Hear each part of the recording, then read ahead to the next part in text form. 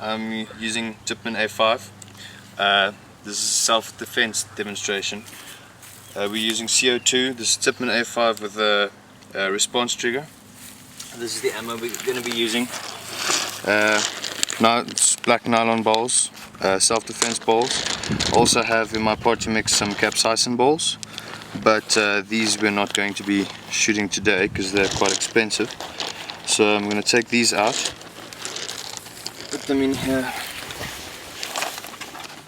in my Tipman. This is all mechanical, there's no batteries that can go dead or nothing. I'm just going to put in a few, and we're going to shoot that watermelon downrange.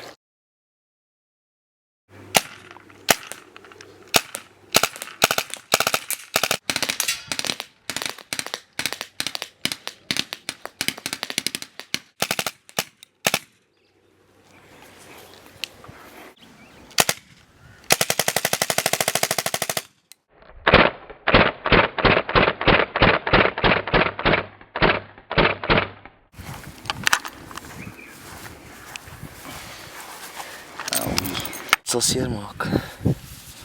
Het zal zeer maken.